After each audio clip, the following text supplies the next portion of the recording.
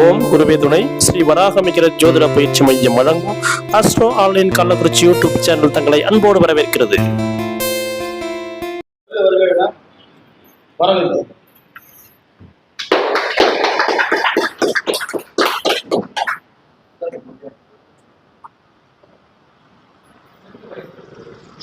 அனைவருக்கும் வணக்கம்.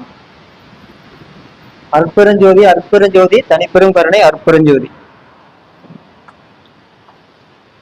இன்று ஸ்ரீ வராகமிகர் ஜோதிட பயிற்சி ஆராய்ச்சி கல்வி அறக்கட்டளை சார்பாக என்னை பேச அழைத்த அனைவருக்கும் மனமார்ந்த நன்றியை தெரிவித்துக் கொள்கிறேன்.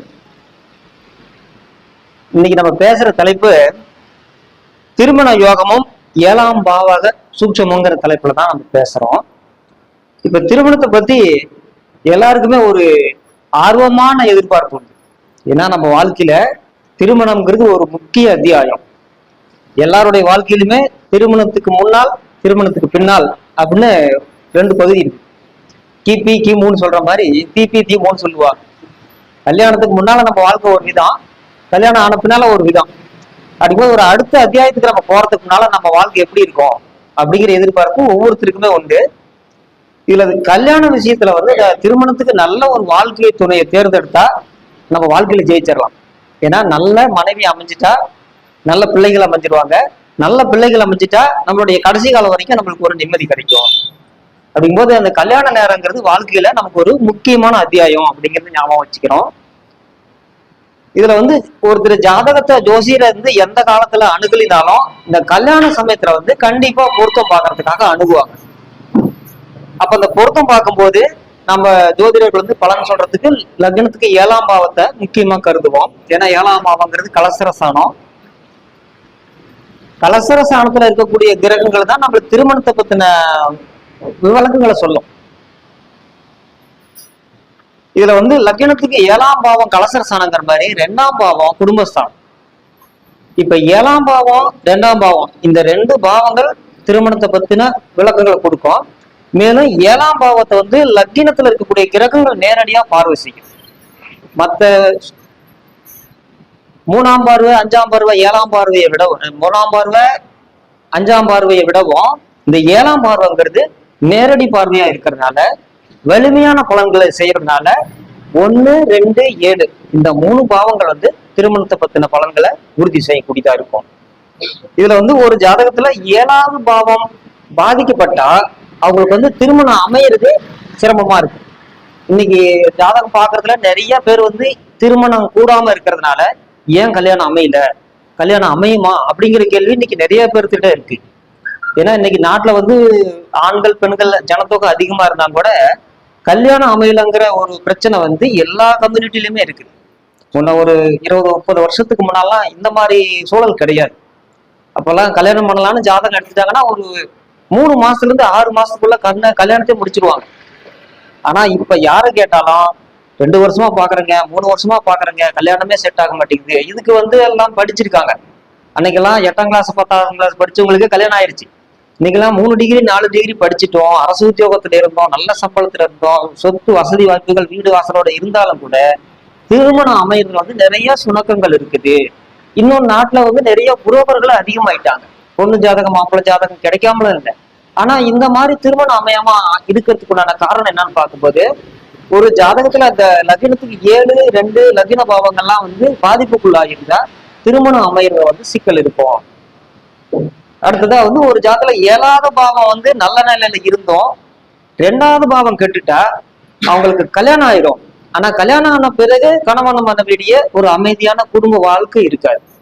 ஏன்னா இன்னைக்கு நிறைய குடும்பத்துல பாத்தீங்கன்னா விவாகரத்து நடக்குது. நிறைய வந்து டைவர்ஸ் கேஸ இன்னைக்கு சந்திக்கிறோம்.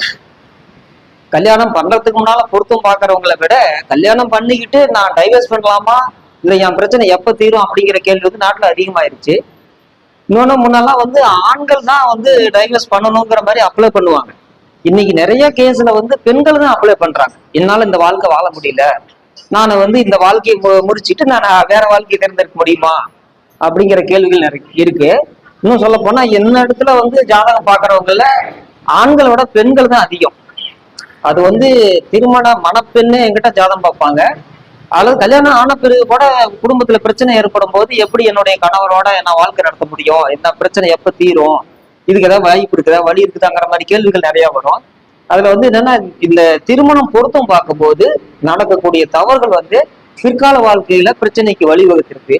இதுல பெருவாரியா என்ன பண்றாங்கன்னா, நிறைய ஜோசியர்கள் வந்து இந்த 10 பொருத்தம் மட்டும் பார்த்துட்டு அதுல 10க்கு 6 இருக்குது 7 இருக்குதுன்னு அருமையா இருக்குதுன்னு சொல்லி சொல்லி கல்யாணத்தை நடத்திடுறாங்க. ஆனா கல்யாணம் பண்ணது பின்னால பிரச்சனை வரும்போது அவங்க இன்னும் 4 ஜோசிகரை பாக்குறாங்க. அதாவது கல்யாணம் பொருத்தம் பாக்குறதுக்கு முன்னால ஒரு 2-3 ஜோசிகரை பாத்துடுறாங்க. கல்யாணம் நடந்துருது. பிரச்சனை வந்த பின்னால 10 ஜோசிகரை கூட பாக்குறாங்க. ஏன்னா இந்த பிரச்சனை வந்து எப்படி தீர்க்கிறதுங்கிறது அவங்களுக்கு வழி தெரியல. நிறைய பேர் வந்து இந்த கோயிலுக்கு போ அந்த கோயிலுக்கு போ கோயிலுக்கு அனுப்பிச்சிடுறாங்க.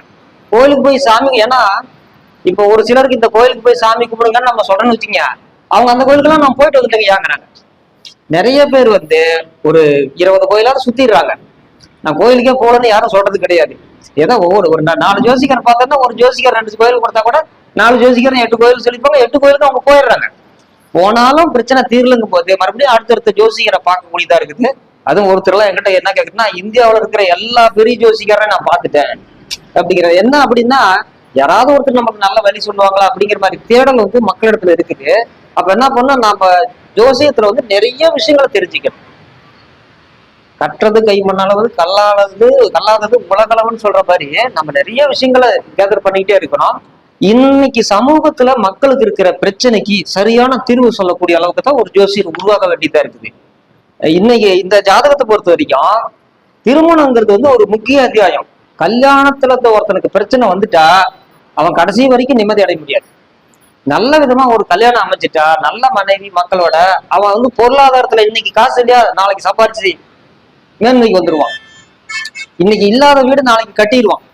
ஆனா கல்யாணங்கிறது ஒரு ஃபெயிலியர் ஆகி போச்சுன்னா அடுத்து கல்யாணத்துக்கு பொண்ணு கிடைக்கிறதே பெரிய விஷயமா இருக்கும்போது 2ஆம் கல்யாணத்துக்கு பொண்ணு கிடைக்கலாம் ரொம்ப பேஜாரா தான் இருக்குது.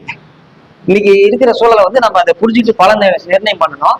இதுல வந்து இந்த 10 பொருத்தம் பாக்குறது தப்புன்னு நான் சொல்ல வரல, அது மட்டும் போதாதுங்கிறது புரிஞ்சுக்கணும் நம்ம.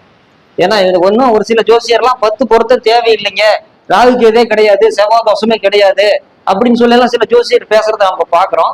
இன்னொன்னு மக்கள் வந்து யூடியூப்ல நிறைய விஷயங்கள் வந்து தெரிஞ்சு வச்சிருக்கிறாங்க. இப்போ ஒரு ஜோசிகர்கிட்ட வந்து பலன் பார்க்கும்போது நம்ம சொல்றது மட்டும் கேட்கறதுக்கு அவங்க தயாரா இல்லை. அவங்க வந்து ஒரு 10 கேள்வி எடுத்துட்டு வர்றாங்க. அந்த 10 கேள்வியும் ஏதாவது ஒரு சேனல்ல பார்த்துருக்காங்க. ஏதாவது ஒரு அதுக்கு பார்க்கும்போது அவங்க ஜாதகத்தோட கம்பேர் பண்ணி பார்க்கும்போது அவங்களுக்கு ஒரு டவுட் ஆயிருது.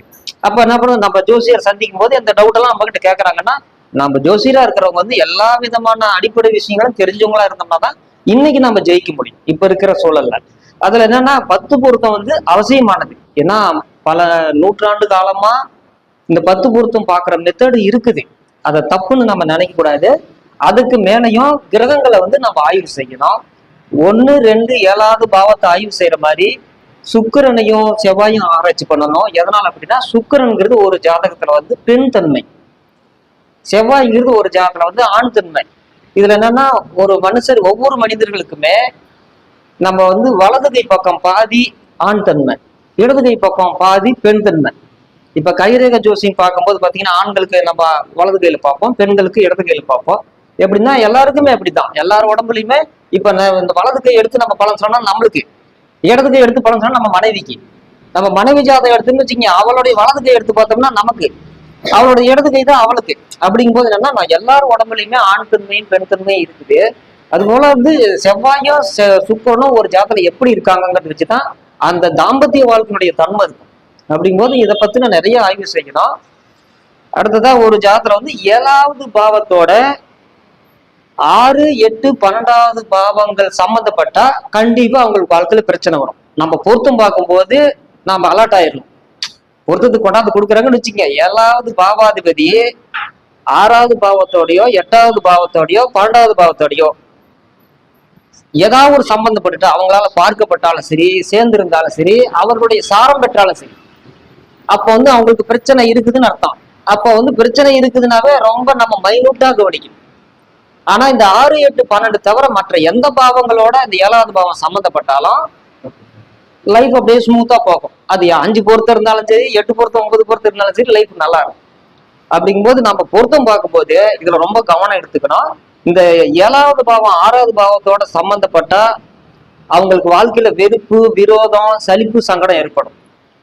7வது பாவம் 8வது பாவத்தோட சம்பந்தப்பட்ட சண்டை, சச்சரவு, கலகம், பிரிவு, கவலை, அவமானம், வம்பு, வழக்கு இதெல்லாம் ஏற்படும்.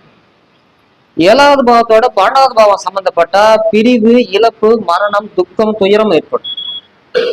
அப்ப இது பிரச்சனைக்குரியதான ஜாதகங்கிறது புரிஞ்சுக்கிட்டோம்னா நம்ம வந்து அந்த ஜாதகத்தை 2 ஜாதகத்திலையும் சரி, ஆண் ஜாதகம் பெண் ஜாதகத்திலையுமே இந்த பிரச்சனைக்கு தீர்வு இருக்குதான்னு பார்க்கணும். ஒரு ஜாதகத்துல ஒரு பிரச்சனை இருக்குன்னா இன்னொரு ஜாதகம் அந்த பிரச்சனைக்கு தீர்வு சொல்லக்கூடிய அளவுல இருக்கணும். ஒரு ஜாதகத்துல 7ஆம் பாவம் கெட்டு போன ஜாதத்துக்கு இதுக்கு மாதிரி 7ஆம் பாவம் கெட்ட ஜாதகம் தான் எடுக்கணும்னு மட்டும் நினைக்க கூடாது.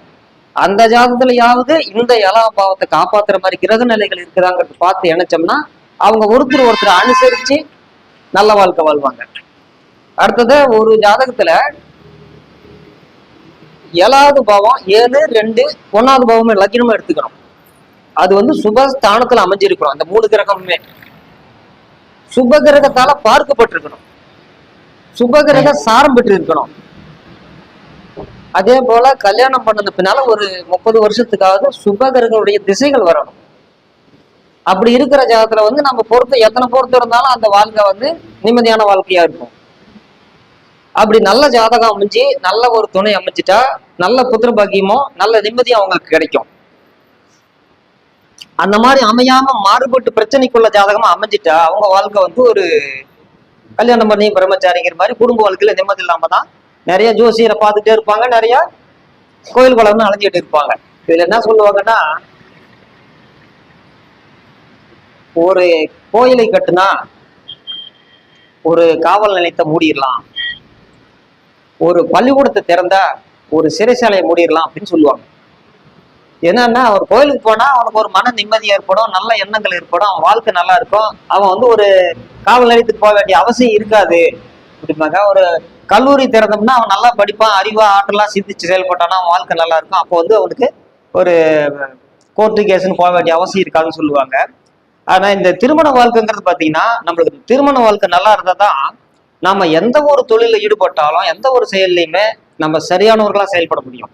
வீட்டுல இப்ப பொண்டாட்டிட்ட ஒரு சங்கடம் பண்ணிட்டு வந்துட்டோம்னு வச்சுங்க, நம்ம மைண்டு வந்து ஃப்ரீயா இருக்காது, எந்த ஒரு வேலையிலுமே நம்மளால திறம்பட செயல்பட முடியாது. அப்படிங்கும்போது நம்மளுடைய வெற்றிங்கிறதே நம்மளுக்கு நேரக்கூடிய துணையை பொறுத்துதான் இருக்குது. அதே போல ஒரு ஜாதத்துல 7வது பாவம் வந்து தோஷம் உள்ளதை அமைஞ்சிட்டு அவங்களுக்கு திருமணம் வந்து தாமதமாகும்.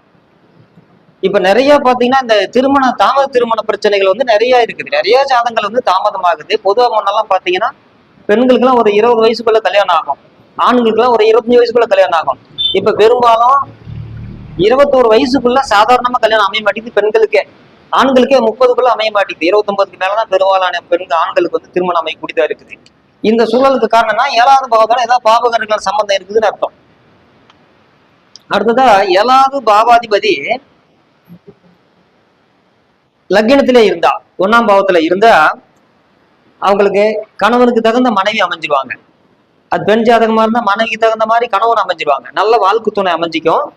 அந்த வாழ்க்கை துணை வந்து அறிவுள்ளவங்களாகவும் அழகுள்ளவங்களாகவும் இருப்பாங்க, நல்ல நிர்வாகத்திறன் உள்ளவங்களா இருப்பாங்க.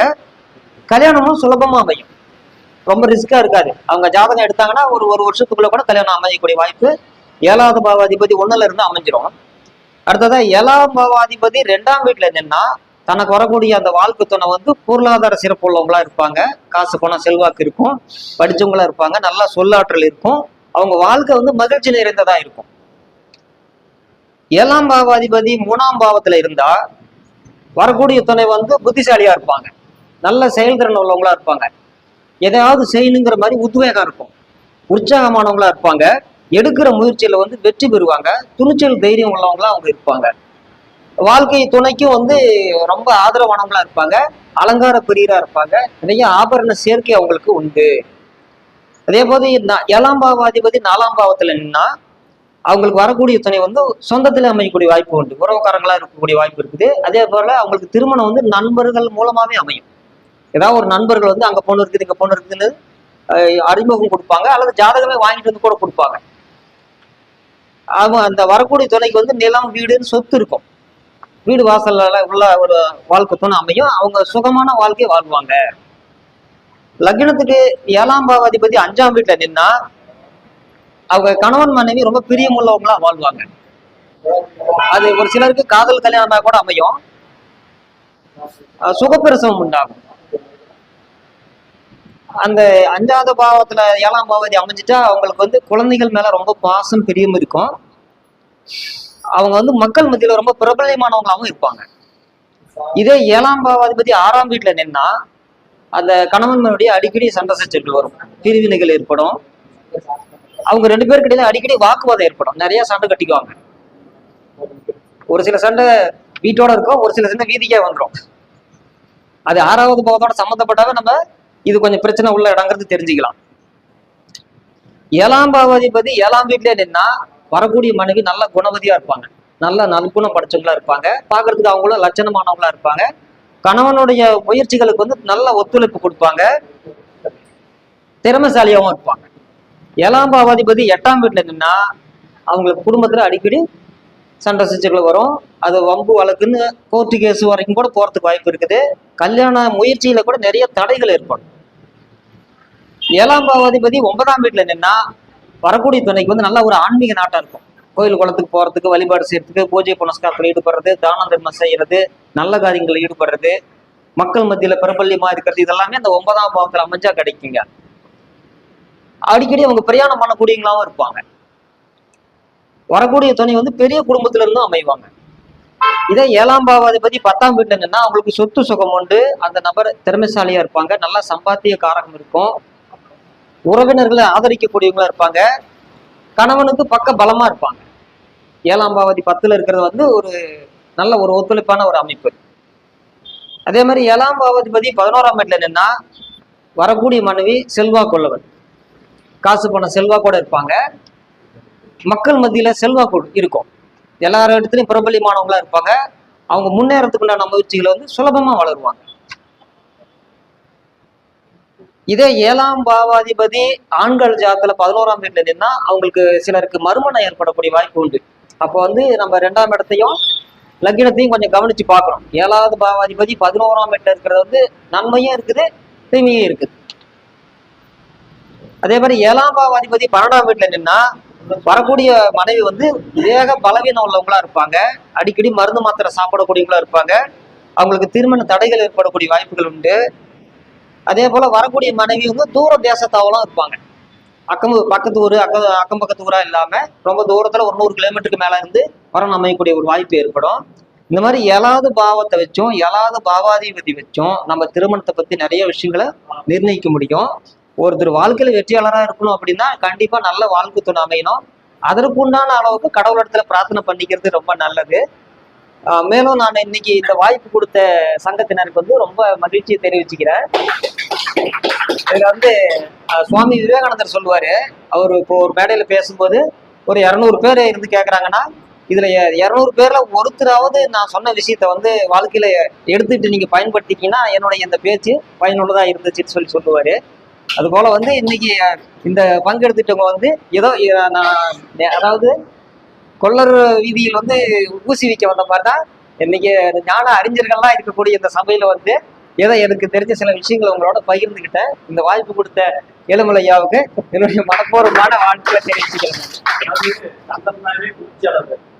அவர் பேச்சு நன்றி. அப்படிதான் இருக்கு பாத்தீங்களா, டைமிங் நம்ம சொல்றதான் வாழ்க்கை